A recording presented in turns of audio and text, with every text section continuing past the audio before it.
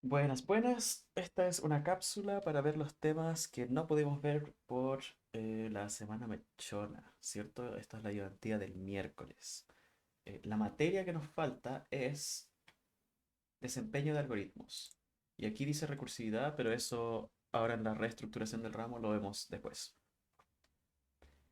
Entonces, la complejidad temporal es lo que nosotros vemos y que es lo que nos interesa en este ramo. No vemos mucho de complejidad espacial. La complejidad temporal tiene que ver con el tiempo de ejecución y la complejidad espacial con el uso de memoria de un algoritmo o de algún código o de algún programa, etcétera. Ahora aquí tengo la definición como en palabras de la notación O grande, que es la que utilizamos para cuantificar la complejidad temporal. Y es un poco larga, pero la voy a leer una vez y después la vamos a digerir. Entonces la notación O grande, ¿cierto? Que es O de una función, donde la función depende de algún n. De una función nos informa una medida aproximada de la velocidad de crecimiento de la cantidad de operaciones que la función deberá realizar dependiendo de su entrada en el peor caso posible. Entonces, yendo paso por paso, tenemos primero que esta notación nos da una medida aproximada. En otras palabras, no es un cálculo exacto de cuánto tiempo va a tardar un pedazo de código o un algoritmo, sino que es una estimación que nos permite comparar con otros algoritmos de manera más fácil. Ahora, ¿qué se está midiendo? La velocidad de crecimiento de la cantidad de operaciones. Entonces nosotros vamos a estar contando operaciones y vamos a contarlas y en realidad más que la cantidad particular de operaciones nos interesa la forma en que esa cantidad crece. Ahora, ¿cómo es que la cantidad de operaciones crece para una función? Depende de su entrada. El ejemplo muy claro es si es que tenemos que imprimir todos los elementos de una lista, obviamente la cantidad de prints o la cantidad de operaciones que vamos a tener dependen del largo de la lista. Si la lista es de largo 1 va a ser un print, si es de largo 1000 van a ser 1000 prints, etc. Entonces aquí la notación o grande para lo que nos sirve es para expresar matemáticamente como aproximadamente cuánto va a tardar un algoritmo en comparación a otros algoritmos en función de su entrada. Y bueno, finalmente tenemos en el peor caso posible, porque también existe el análisis del caso promedio y del mejor caso, pero en general lo más útil y lo que más suele usarse es el peor caso, porque uno quiere saber cómo ya, si todo sale mal, qué tan malo es este algoritmo comparado con otro, y uno suele elegir el que tenga el mejor peor caso. Entonces aquí está destacado, ¿cierto?, que las notaciones no entregan ninguna medida de tiempo y el algoritmo más corto no necesariamente es el mismo que el algoritmo más rápido. Ahora aquí tengo código y en este código vamos a ir viendo función por función, vamos a ir tratando de medir la complejidad temporal de cada una.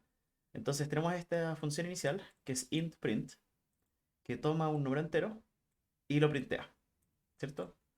Entonces, independiente de qué número entero yo le doy, lo que va a hacer esto es printar ese número y lo va a hacer con una sola operación. Entonces, si nosotros aquí, a ver, voy a poner el lapicito. Si nosotros aquí contamos cuántas operaciones tenemos, tenemos siempre una operación. Luego, la complejidad temporal de esta función diríamos que es O de 1, o lo que también se dice que es constante. Entonces, complejidad O de 1 es constante. En particular, tienen que imaginarse, bueno, en realidad lo vamos a ver después para ejemplos donde va creciendo. Pero lo que nos interesa es cuando el input se vuelve extremadamente grande, qué tan rápido crece el tiempo de ejecución. Y en el caso de esta función no crece nada porque independiente del input que uno le dé, siempre hace una operación. Luego tenemos esta función, intPrint2, donde entra un número entero, n, y después printea los números del 1 al 4, ignorando por completo el input, ¿cierto? Entonces, claro, piensen un segundito, ¿cuál dirían que es la complejidad temporal? Aquí contamos cuatro operaciones y siempre son las mismas cuatro, ¿cierto? Es independiente del input. Entonces, nuevamente, esta es complejidad constante.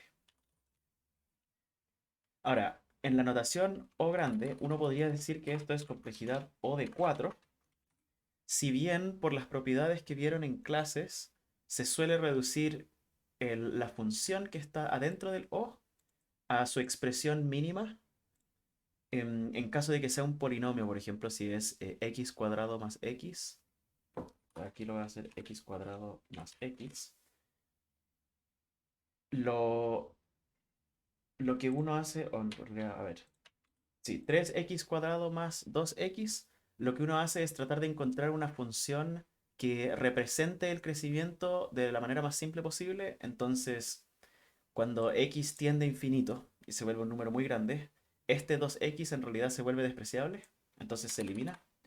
Y de la misma manera, la parte interesante de aquí, de que nos dice cómo crece, no es necesariamente el 3x cuadrado, sino que es simplemente el x cuadrado. Esa es como la función que nos dice cómo crece el tiempo de ejecución en función del input. Ahora, ese es un ejemplo porque en este caso la complejidad sería O4, donde lo mismo pasa. O4 es constante, entonces para no tener un montón de nombres distintos para funciones constantes, uno simplemente dice O1. Entonces, esto también es constante. Ahora, en ayudantía yo preguntaría, claro, si es que yo hago así y tengo ahora el doble, ¿eso sigue siendo uno? La respuesta es sí, porque sigue siendo constante en función de la entrada. Aquí vamos a ver una donde cambia un poquito. Int print 3. Entonces aquí entra un n y después tenemos un ciclo for, donde va desde 0 hasta n, sumando i, ¿cierto? Y va printeando el i hasta que alcanza n. Entonces printea, si le damos n igual a 5, va a printear 0, 1, 2, 3, 4, ¿cierto? Entonces aquí sí tenemos una función que va creciendo en función del input. Entonces si yo hiciese una tablita del valor de n y después la cantidad de operaciones, entonces para n1 tengo una operación, ¿cierto? Porque doy una vuelta al for en realidad. Luego para n igual 2 son dos operaciones, para n igual 3 son tres operaciones. Entonces esto lo que nos dice es que la cantidad de operaciones es igual a n. Luego que tenemos que la complejidad temporal en este caso es O de n. Y esto se le llama complejidad lineal.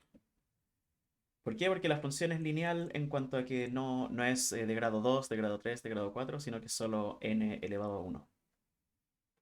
Ahora, alguien podría preguntar aquí, ¿qué se considera una operación? ¿Cierto? Porque claro, cada print aquí es una operación, pero también hay una operación inicial, que es la creación de la variable i. Hay una operación al final de cada for, que es la comparación, a ver si es que sale del for, ¿cierto? Y hay una operación al final de o sea, al final de cada ciclo, ¿cierto? De ir sumando la li. Entonces uno naturalmente pensaría, aquí hay más operaciones. Entonces podemos hacer la disección, ¿cierto? Entonces tenemos la primera vez que se ejecuta esto, tenemos una operación. Esto es la cantidad de ops. Luego, la cantidad de veces que se ejecuta esta comparación es n, ¿cierto? Porque i parte en 0, llega hasta n, entonces vamos a tener que comparar n veces. Luego, la cantidad de veces que se ejecuta esta operación, que es la suma al i, donde i más le suma 1 al valor, ¿cierto? También es n, porque depende de este. Entonces aquí tenemos otro n. Y finalmente, cada vez que estamos entrando a este ciclo, estamos ejecutando este print, entonces ahí tenemos otras n operaciones. Entonces, finalmente, si es que queremos ser aún más precisos, tenemos 3n más 1 operaciones. Entonces, la complejidad temporal correcta sería O de 3n más 1. Pero como dije antes, lo importante aquí no es tener una medición exacta de la cantidad de operaciones, no estamos contando operaciones, solo queremos ver cuál función refleja más precisamente el crecimiento. Entonces, imagínense, a medida en que n tiende a infinito, por ejemplo, para n igual a 1, vamos a hacer la tablita igual, n y este O de, bueno, de hecho, este 3n más 1. Cuando n vale 1, esta función vale 4. Cuando n vale 2, esto vale 7. Cuando n vale 10, este vale 31. Cuando n vale 100, este es 301. Y si se fijan, el crecimiento de esta función no es para nada dependiente de este más uno, ¿cierto? De hecho, es constante, es completamente ignorable. Entonces, ese claramente se puede borrar. A medida en que nosotros incrementamos el n, si después tenemos un n 10.000, entonces este 3n más 1 va a ser 30.001. Y si se fijan, el 1 se va volviendo cada vez más despreciable y es por eso que lo podemos despreciar porque estamos pensando qué pasa cuando n tiende a infinito.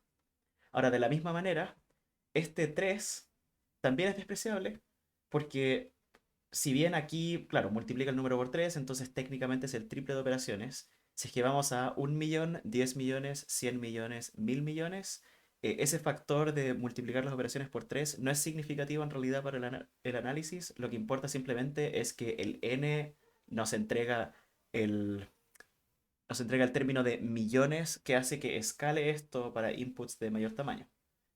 Entonces, por lo mismo, se puede eliminar el, el 3 y nos queda la complejidad ON. Ahora, yo aquí lo estoy explicando harto como para que se entienda, pero en la realidad cualquier cosa que ustedes escriban, se escriben 5n más 3n cuadrado más 2n a la 7 más pi, algo así. Si de alguna forma tienen un algoritmo que hace pi operaciones, aquí ustedes dicen de la misma manera, el polinomio de mayor grado aquí es 7, ¿cierto? Entonces se va este, se va este, se va este, porque son despreciables frente al mayor. Y esta constante también se va, nos queda ON7. Eso lo pueden hacer, no es necesario justificarlo, es una propiedad de la notación Big O. Ahora, el detalle matemático de por qué es válido decir que O de 3n más 1 es igual a ON, ¿cierto? Matemáticamente eso se ve muy sospechoso, pero eso lo ven en un curso futuro que es Algoritmos y Complejidad, donde ven la definición matemática de la notación O y matemáticamente esto sigue siendo válido. Ahí si es que alguien quiere, se la puedo mandar, me dice al Discord, ¿cierto? Entonces tenemos esta función, complejidad ON es lineal. Luego tenemos esta, que es square print. Entonces aquí entra un A, que es un entero, y ahora tenemos un doble for anidado, ¿cierto? Que va de 0 a A. Dentro de ese for hay algo que va de 0 a A de nuevo. Y tenemos un hola mundo afuera. Entonces piensen un segundo, ¿qué se les ocurre? ¿Cuál sería la complejidad?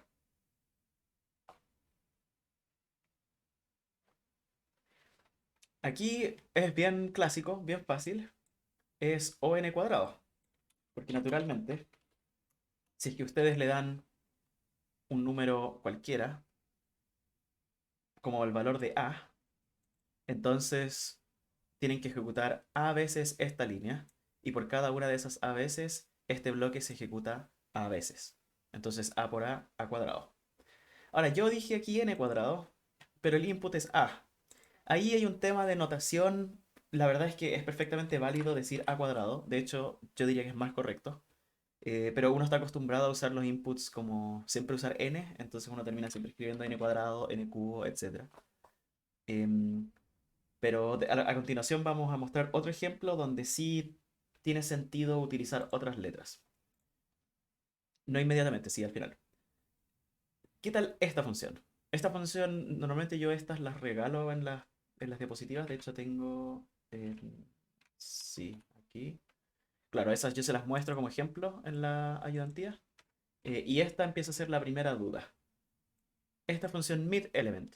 Yo le paso un arreglo de números enteros y le paso un n, donde el enunciado dice el n corresponde al largo del arreglo. Y ahora, ¿qué hace esta función? Si es que n es mayor o igual a 1, entonces retorna el elemento del arreglo que está en la posición n dividido en 2. Podemos hacerlo como ejemplo, ¿cierto? Entonces tenemos, imagínense un arreglo que tiene los números 7, 2, 4, 5, 1. Entonces, entraría el arreglo aquí, entraría 5 como n. Diríamos, n es mayor o igual a 1, sí, porque es 5. Entonces retornamos el elemento del arreglo, que es el n dividido en 2. Entonces 5 dividido en 2. Recuerden que es división entera. Entonces 5 dividido en 2 es 2. Entonces sería el arreglo, o sea, el elemento del arreglo en la posición 2, esto es 0, 1, 2, retornaría 4. Que tiene sentido porque es el elemento del medio, ¿cierto? Tiene todo el sentido del mundo. Ahora, si es que n no es mayor o igual a 1, si es que es menor, entonces vamos a retornar el valor menos 1. La pregunta entonces es, ¿cuál es la complejidad temporal de la función? Entonces aquí hay algo medio extraño, ¿cierto? De que hay un if. Entonces es como que la cantidad de operaciones puede depender del input. A veces es una, a veces es la otra. ¿Qué se hace en estos casos? Recuerden que estamos pensando en el peor caso posible.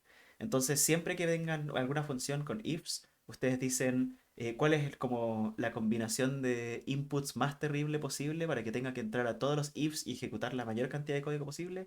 Esa dicta la complejidad temporal. En este caso sí, es bien simple. Esto lo hago como para confundir un poco en la ayudantía. Porque, claro, ven, hay un arreglo, hay un n, entonces dicen como, ah, debe ser complejidad o n. Pero la complejidad de aquí es o1. ¿Por qué? Porque yo hago una comparación siempre, independiente de cuál es el input. Entonces llevo una operación. Y después, si es que se cumple, retorno un valor. Entonces aquí hay un acceso a un valor, que es una operación. Y si no, retorno un menos uno, y eso también es una operación. Entonces se podría hacer así. En todos los casos es uno más uno que es este o uno que es este. De todas maneras, hay dos operaciones siempre, independiente del tamaño del arreglo, del número que se le entregue, etc. Entonces la complejidad es constante.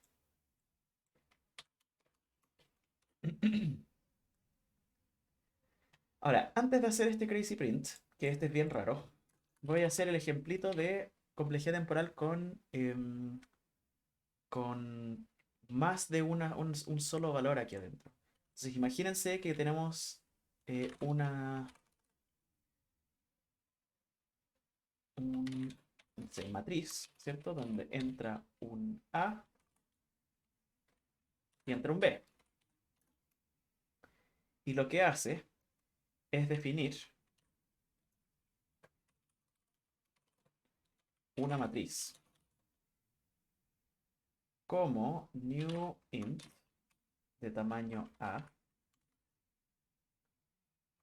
Este es un puntero. Lo que quiero hacer aquí es definir una matriz, como han visto en matemáticas, ¿cierto? Una matriz bidimensional con memoria dinámica. Aquí estoy mezclando un poquito materias. Entonces, ¿qué tengo que hacer? Claro, tengo que usar la palabra new porque esa nos da en C++ la memoria dinámica, que es memoria que se puede pedir durante el tiempo de ejecución. Y por eso nos permite poner el A aquí adentro para que sea dependiente de la ejecución, ¿cierto? Tengo que pedir básicamente un arreglo unidimensional de punteros. Este es el dibujito que hice en la ayudantía de punteros. Entonces tengo una matriz unidimensional de punteros así, etcétera. Y después tengo que para cada puntero pedir una matriz unidimensional de enteros. Lo que tiene sentido, ¿cierto? Porque aquí pedí un puntero a punteros de enteros. Entonces, aquí tengo un puntero que apunta a la lista de enteros. Esta línea corresponde a este dibujito. Y ahora para la siguiente necesito recorrer ese arreglo unidimensional. Entonces vamos a hacer para i igual a 0 hasta a, ¿cierto? Porque son a columnas en este caso. Y más. Y que haga matriz en la posición i es igual, y pido memoria nuevamente porque estoy pidiendo memoria para esta columna entera. Y pido b celdas de tamaño entero. Entonces con esto yo hice esto, solo que el dibujito, ¿cierto? Le faltaría, pero uno tarda harto haciéndolo, etcétera. Con esto yo tengo una matriz dinámica bidimensional. De dimensiones, creo que en matemáticas se lee así, ¿cierto? Es B por A. ¿Qué más voy a hacer? Voy a hacer, bueno, de hecho aquí adentro voy a hacer para cada J, mientras j sea menor que b, voy a recorrer, ¿cierto? Viendo una sola columna, voy a recorrer esta columna elemento por elemento y le voy a poner un valor cero. Entonces voy a decir la matriz en la posición i, j, ¿cierto? Como si fuese matriz, es igual a cero. Entonces aquí es un poco denso el código porque estoy combinando el pedir memoria con asignarle valores. Pero igual debería ser legible, ¿cierto? Esto lo voy a mover un poquito acá. Entonces aquí pedimos un arreglo unidimensional de punteros. Luego, con este for estoy recorriendo. Entonces en la primera iteración del for estoy en esta celda. Digo, el elemento de ahí es igual a un bloque de memoria que corresponde a esta columna de muchos enteros. Y después recorro por ese largo, ¿cierto? Que es b. Doy vueltas en este for y voy haciendo que el valor de este j, ¿cierto? Que va cambiando. Entonces parto aquí y va a ser 0, después va a ser 0, después va a ser 0, después va a ser 0. Entonces estoy llenando la matriz de ceros. Para hacerlo un poquito más entretenido, uno le podría poner b, perdón, uno le podría poner j.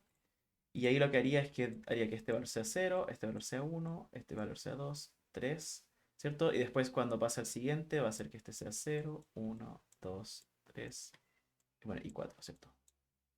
Hasta b.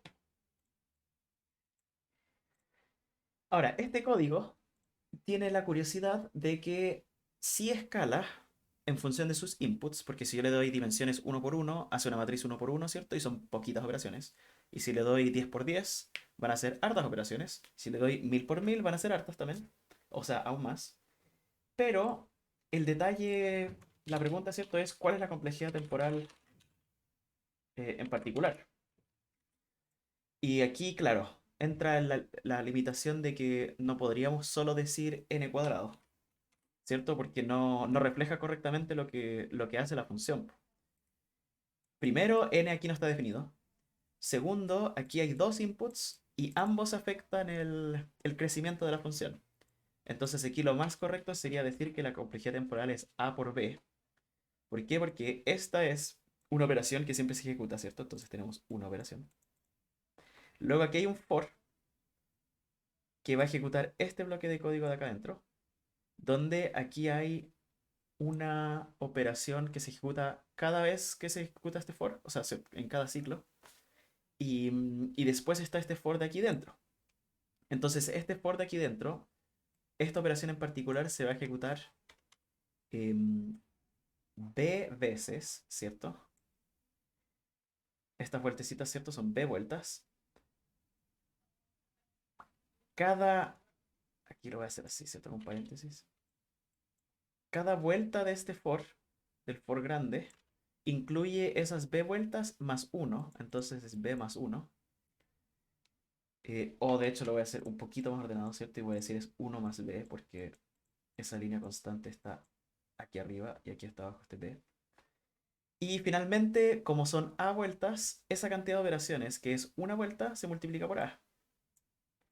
Entonces, esa sería la expresión final de la cantidad de operaciones. Y si es que la desarrollamos, nos queda 1 más AB. Y si es que le hacemos así, ¿cierto? Y decimos O de esto, entonces es lo mismo que decir AB. ¿Por qué? Porque el A es despreciable frente a A por B. El 1 también. Nos queda esto. Y esto técnicamente es muy semejante a n cuadrado, pero depende un poquito porque el A podría ser chico y el B grande, etcétera. Entonces, esta sí es la forma más correcta de expresar esta complejidad temporal. Yo espero que haya quedado todo claro hasta ahora. En realidad no puedo hacer dudas o responder dudas. Pero si hay dudas, mándemelas al Discord, ¿cierto? Y finalmente tenemos este Crazy Print, que es más complicado. Este sí es complicado. Entonces tenemos un for que va de 0 a n. Luego tenemos otro for que va de 0 a n. Pero adentro de ese for tenemos un for que va de 0 a j, donde j el, es la variable que vamos avanzando, ¿cierto? En el for anterior. Ahora, ¿qué es lo que hace esta función? Printea los elementos del arreglo, ¿cierto? Y aquí tiene unos printeos como extra que son como para dejarlo ordenadito y todo. Por mientras, inicialmente podemos correrlo para que se hagan una intuición de cómo se ve esto. Entonces yo llamo a crazyprint. Voy a hacer un arreglo antes de largo 5. Sea 1, 2, 3, 4, 5. Le voy a pasar mi arreglo. Le voy a pasar el largo del arreglo que es 5. Y veamos qué hace.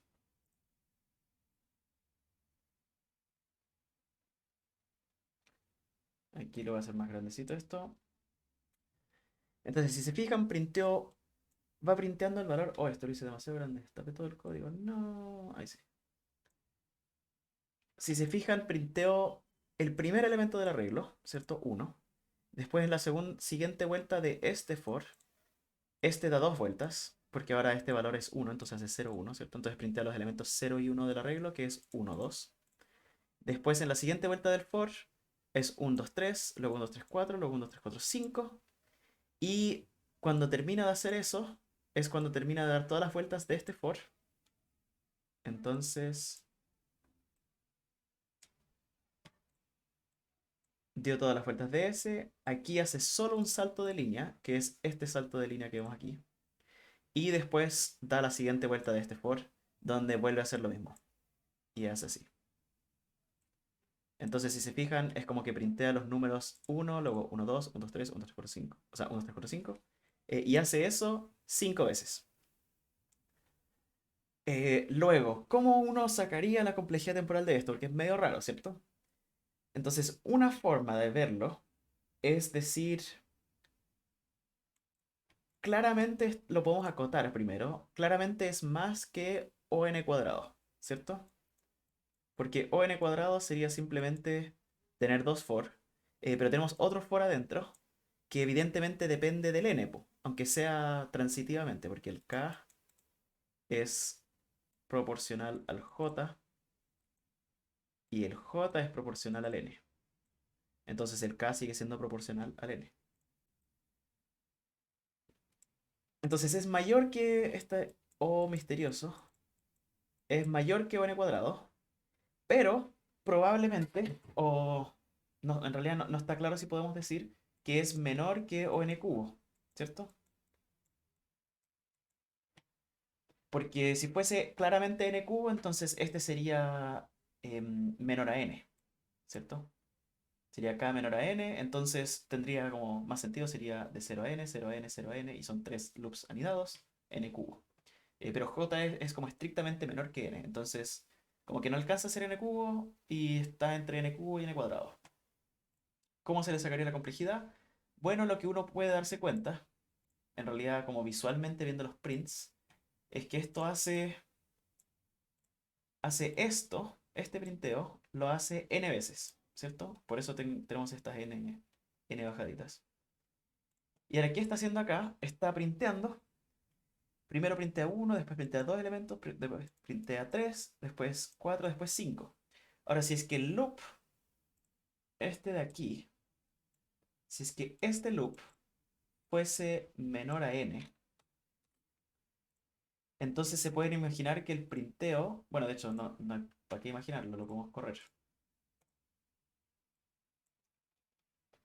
El printeo es así, lo que tiene sentido, ¿cierto? Porque vamos haciendo esto 5 veces. ¿Y qué es esto? Es printear 5 líneas, donde cada línea son los números de 1 a 5. Y este ya es como una forma muy aproximada de sacarlo. Si es que lo quieren hacer como bien, bien, tendrían que meterse a contar operaciones, dejar la expresión y después reducirla.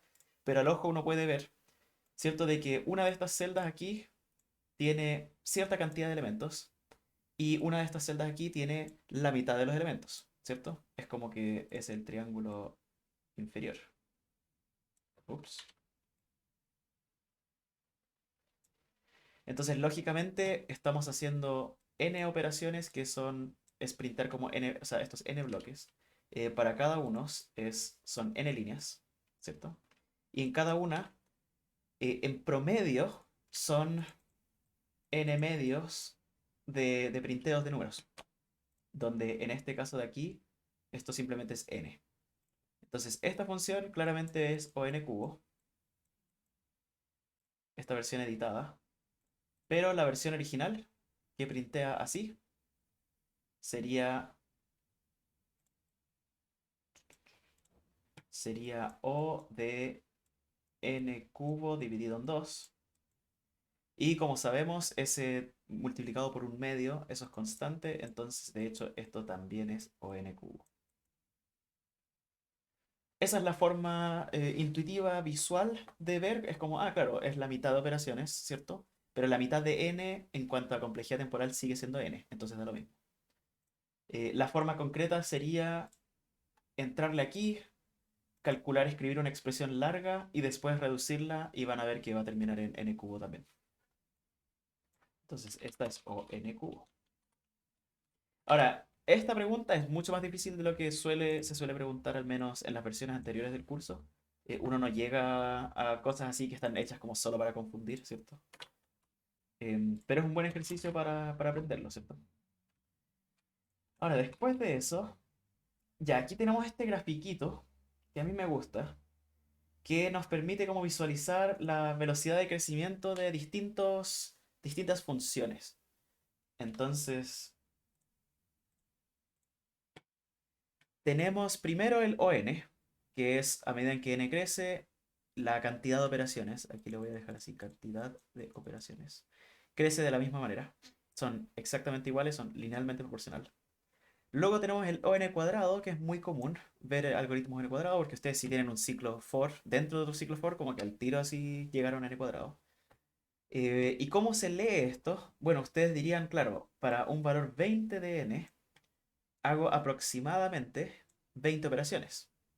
Pero para un valor 20 de n, si es que el algoritmo es n cuadrado, entonces tienen que hacer la intersección aquí, chuta, la intersección aquí de esa curva, y eventualmente ese n cuadrado va a chocar acá y sería en 400, ¿cierto?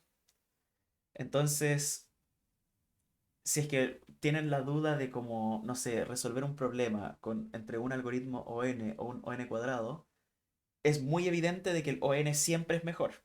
Si bien en casos muy, muy chicos, como que si es que hacen el zoom así, chiquitito, como, no sé, de hecho en uno para n1, entonces n cuadrado y n valen lo mismo. Pero después de eso, n siempre son menos operaciones que n cuadrado. Entonces así les sirve para comparar algoritmos. Ahora, hay algunas más nefastas que n cuadrado, por ejemplo, 2 elevado a n, que ya es una función de potencia, entonces ahí después con, no sé, pues si tienen un n de tamaño 100, va a ser 2 elevado a 100, que es un número ridículo, y eso escala y se vuelve completamente intratable, y la verdad es que hay algoritmos que son algoritmos que van a ver en ramos futuros para resolver problemas computacionalmente intratables, se llaman, que son 2 elevado a n, 3 elevado a n, cosas así. Y ahí uno nunca usa algoritmos exactos para resolverlos, sino que usa como sistemas aproximados donde se reduce la complejidad temporal, pero uno no encuentra la solución óptima.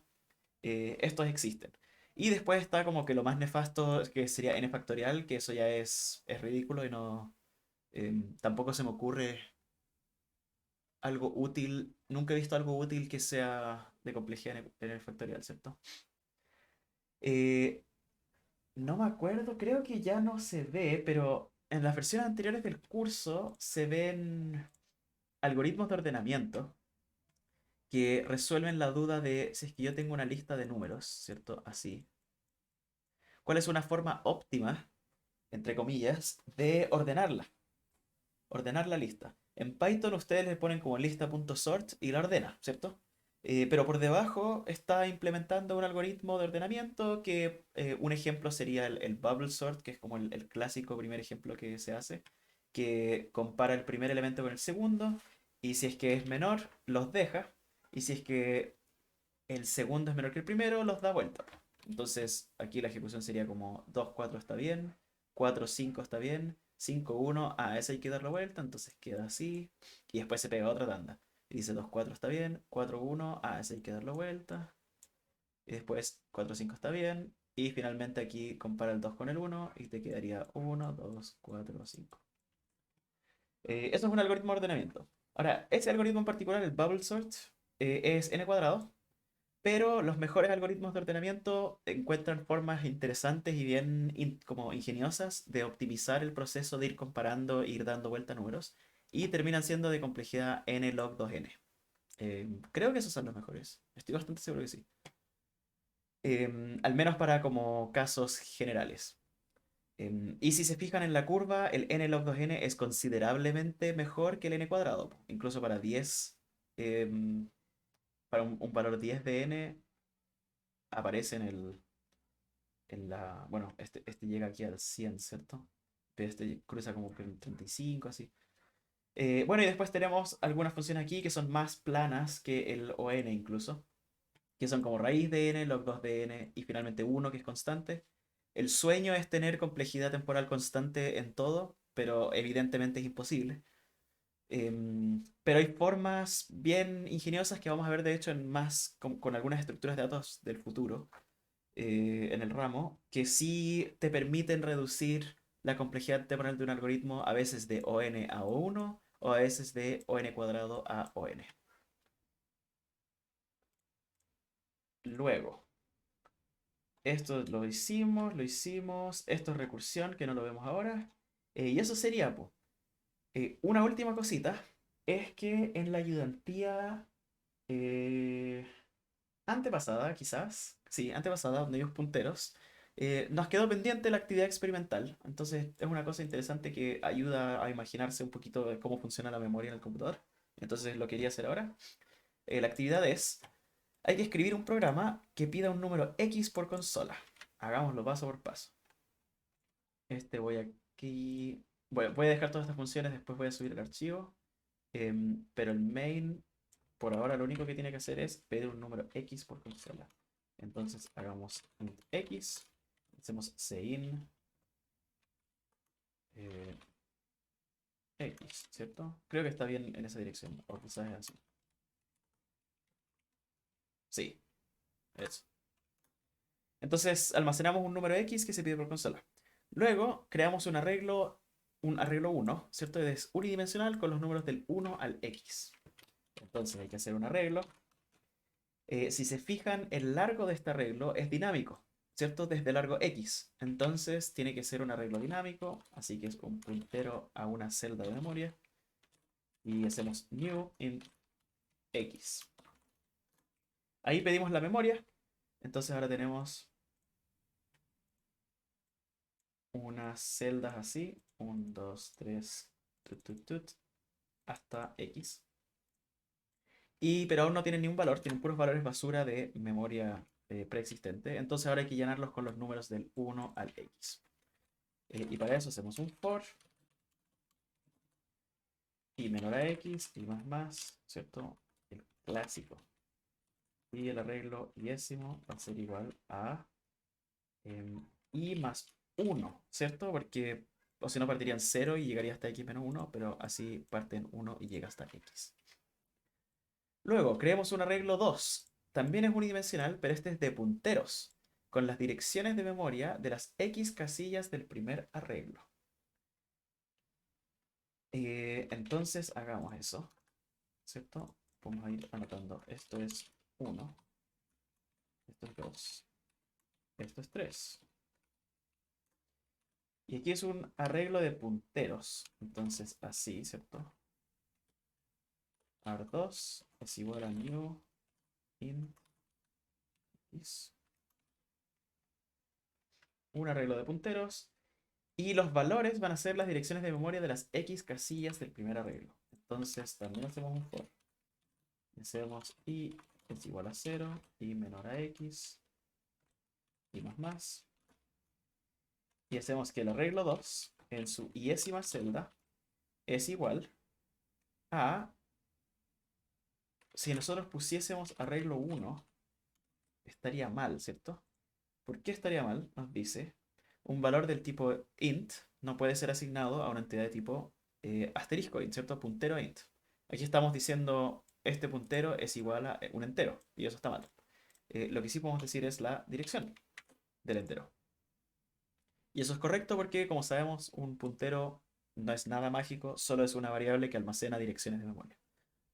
Entonces aquí estamos haciendo una correspondencia 1 a 1, entonces ahora tenemos nuestro segundo arreglo, que es del mismo largo, pero con punteros que van así.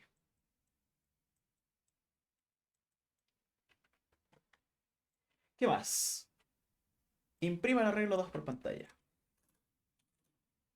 Bueno, para imprimirlo todo, ¿cierto? Hay que hacer un for. Nuevamente, yo reuso y reuso el i porque estoy acostumbrado, pero además, una vez que se sale de un for, esa variable i deja de existir, entonces podemos reutilizarla todas las veces que queramos. Y vamos a printear el arreglo 2 y después un salto el i. Veamos qué pasa. Corremos esto.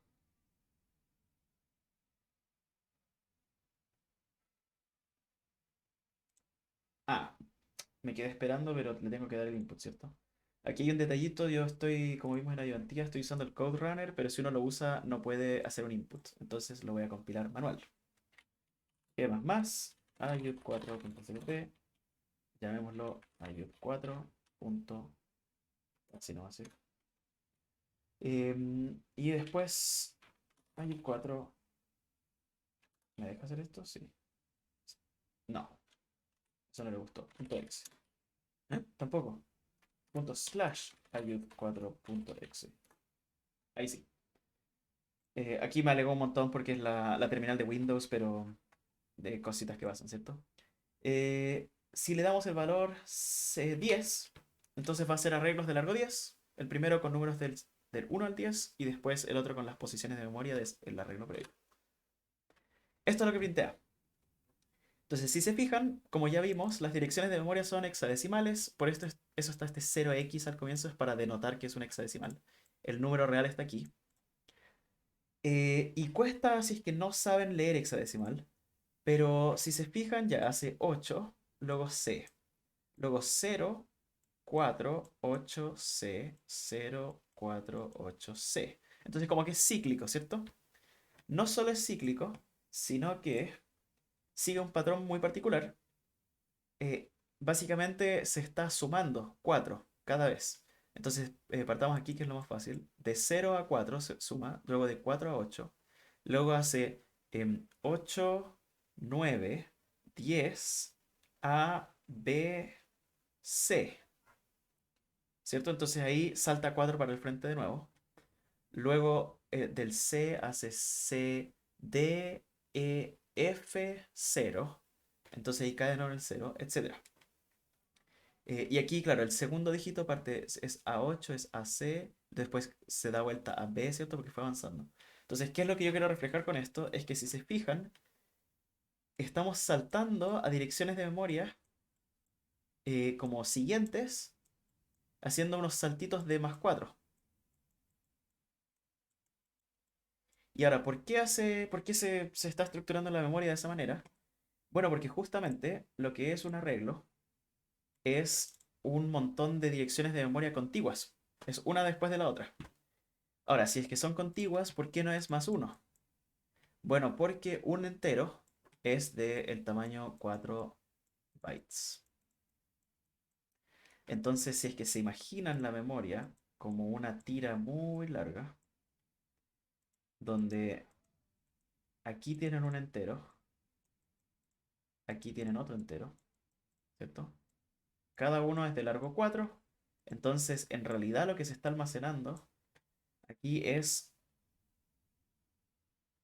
son 4 bytes de información que lo voy a poner, lo voy a dejar así, a un ABCD y después no sé, 1, 2, 3, 4, etcétera. Y están todos uno al ladito del otro y de hecho no hay ni una separación entre ellos. Son literalmente uno después del otro, pero saltándose de 4 en 4 porque los ints son de largo 4. Ahora, la duda es qué pasa si es que usamos un dato que no es un int. ¿Qué pasa si usamos algo más chico? Por ejemplo, un char. Bueno, podemos reemplazar todo por char, ¿cierto? Claro que eso no funciona, ¿cierto? Porque tenemos char aquí igual cero, eso está mal, entonces devolvamos a ahí y esto ahí. Y esto tampoco, ¿cierto? Este es int x y creo que ahí estamos. Entonces entra un entero, después vamos a hacer un arreglo de punteros a caracteres. Perdón, vamos a hacer un arreglo de caracteres de largo x. Aquí recorremos, etcétera. Los valores de estos ahora voy a hacer que sean simplemente la letra A, todos, porque tienen que ser caracteres. Este sí es un arreglo de punteros. Y aquí está todo bien. Y después lo vamos a printar. Entonces, lo mismo. Lo vamos a compilar. Gemas. Oh, esto está nano. A ver. Sí. Gemas más. Ayud 4cpp. Este lo voy a llamar distinto. Testexe. Perdón. Me alegó que el main tiene que retornar int. Y es porque le hice el cambio rápido. Ahora sí. Y esto lo mismo. ¿Me deja en esta terminal hacerla así? No, test.exe. Parece que sí. 10. Bueno, es que esta terminal. mm, Bueno, aquí como que quedó la escoba, ¿cierto? Porque como que no entendió bien el cómo printearlo. Ese es un tema de que usan codificaciones distintas. Ahora, ¿cómo necesito abrir esta? Aquí, en esta sí me lo mostró bonito. ¿Qué tal si en esta le hago test? Punto slash test. Yes. Aquí tampoco se la hubo. Bueno, me van a tener que creer de que aquí sí puede, en teoría, printaría una celda después de la otra porque el char es de largo un byte. Y eso, po. Esa es la ayudantía. Esta parte última fue completamente opcional. Pero no les dije. Complejidad temporal era lo que faltaba. Y ahora habremos visto toda la materia para el certamen. Que es la próxima semana, creo. El próximo sábado, quizá. Creo que sí. La próxima ayudantía, es cierto, la próxima semana antes del certamen, vamos a, yo creo, ver ejercicios de certámenes anteriores. Y quizás le voy a preguntar al profe si es que tiene algún ejercicio que no sea de certamen anterior, porque como los semestres anteriores el ramo era distinto, quizás las preguntas son distintas. Pero no sé. Hasta aquí nomás llegamos y espero que tengan un buen fin de semana.